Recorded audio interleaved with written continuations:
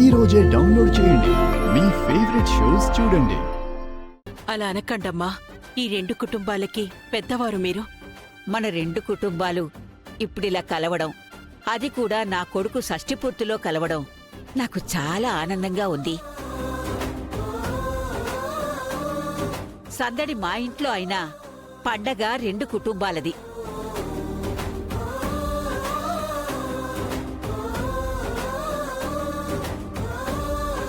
మీరు దగ్గరుండి దంపతులకి షష్ఠిపూర్తి జరిపించాలి.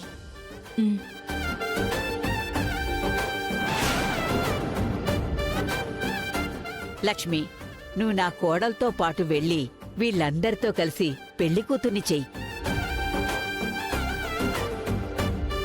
శ్రీనివాస్, నువ్వు సిద్ధు వాళ్ళు కలిసి నా కొడుకుని పెళ్లి కొడుకుని చెయ్యి. అంతకంటే అదృష్టమే ఉంటుందమ్మా. అది కూడా మీ చేతుల మీదగానే వాళ్ళ పెళ్లి జరగాలి. అది నా కోరిక.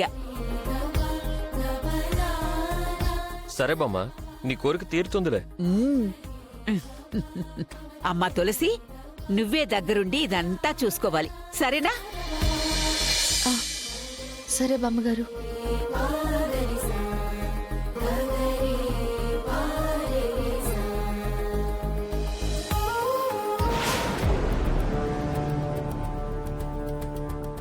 ఎలా ఉందే నా పర్ఫార్మెన్సు? అత్తిరిపోయింది బామ్మ. నీ పర్ఫార్మెన్స్ కి నేనే పడిపోయాను. ఇంకా తులసి ఫ్యామిలీ పడిపోదా? రాజకీయాల్లో చక్రం తిప్పిన వంశమే మాది. వీళ్ళొక లెక్క మాకు. రాజకీయాల్లో ఉన్నారు కాబట్టి సరిపోయింది బామ్మ. ఇదే మీరు సినిమాలో చేసుంటే ఆస్కార్ అవార్డు ఎగురుకుంటూ మీ దగ్గరికి వచ్చేది. సరే పద, విశాలాక్షిని రెడీ చేసి మన ప్లాన్ లో మొదటి పావుని కలుపుదాం. పద పద. ఏంటో ఏం జరుగుతుందో.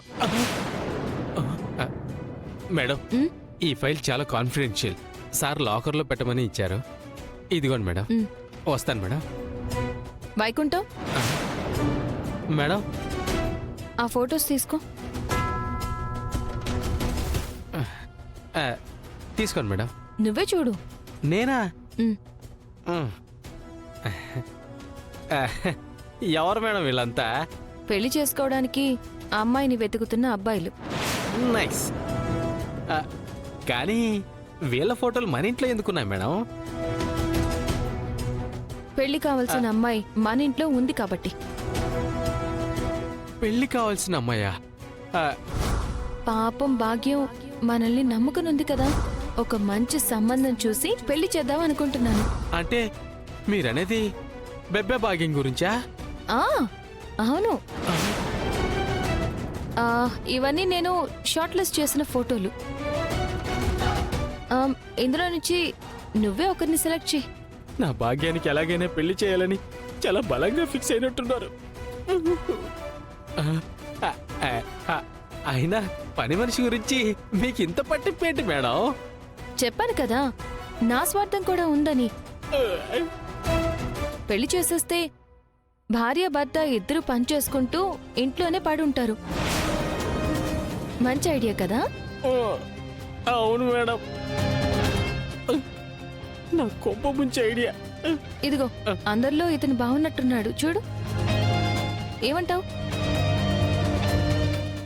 నాకు నచ్చలేదు మేడం. నచ్చాల్సింది భాగ్యానికి. వెళ్ళు, వెళ్ళి చూపించు. వెళ్ళు వెళ్ళు.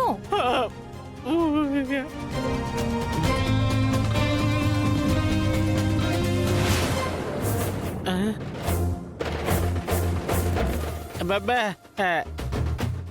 అక్కమ్మా,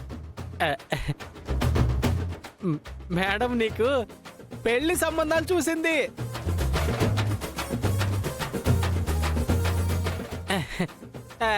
ఇతను ఓకేనా?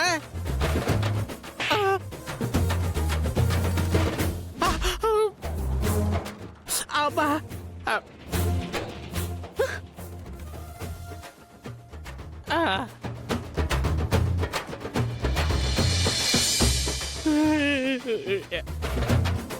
ఏంటి వైకుంఠం, నచ్చలేదంటనా?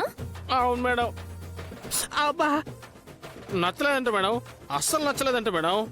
సరే, తనని ఇలా పిలు.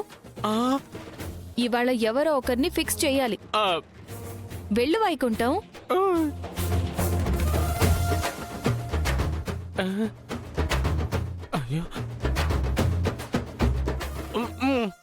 ఆ, మేడం పిలుస్తున్నారు.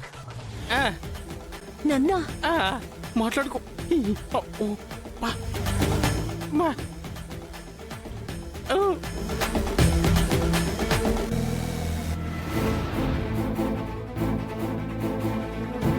ఇందులో నుంచి ఎవరో ఒకరిని సెలెక్ట్ చేసుకో. ఎంత కట్నమైనా ఇచ్చి నీ పెళ్లి చేసేస్తాం. చెప్పు వైకుంఠం, వినిపించదు కదా? అబ్బబ్బా. ఆ, ఆ, మ్. ఏంటి నమ్మట్లేదా భాగ్యం? నువ్వు ఒకరిని సెలెక్ట్ చేసిన వెంటనే పెళ్లి చూపులు ఏర్పాటు చేస్తాం. నీకు నచ్చితే వెంటనే ఎంగేజ్మెంట్, తర్వాత వేద మంత్రాల సాక్షిగా పెళ్లి, ఆ, గ్రాండ్ రిసెప్షన్. ఒక 2-3 డేస్లో హనీమూన్ కూడా పంపించేస్తాం.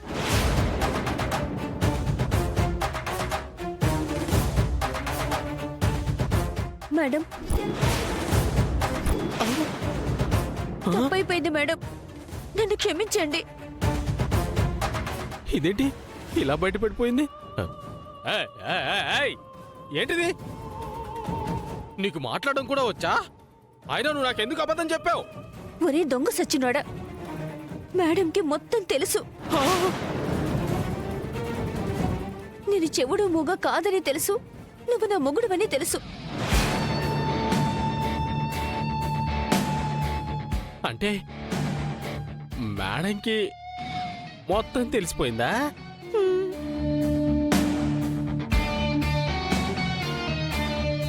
అంటే ఈ ఫోటోలు పెళ్లి ఇదంతా కావాలనే చేశారా? హ, అవును వైకుంఠం, నిజం నీ నోటితోనే చెప్పిద్దాం అనుకుంటే చివరికి భాగ్యమే బయటపడింది. మేడం, నన్ను క్షమించండి మేడం. నా భార్య భాగ్యాన్ని తెచ్చి పని మనిషి చెప్పి మిమ్మల్ని మోసం చేశాను. లే, అదే ఎందుకు మోసం చేశావని అడుగుతున్నాను. ఎందుకంటే ఇదంతా చేశారు వాళ్ళే మేడం.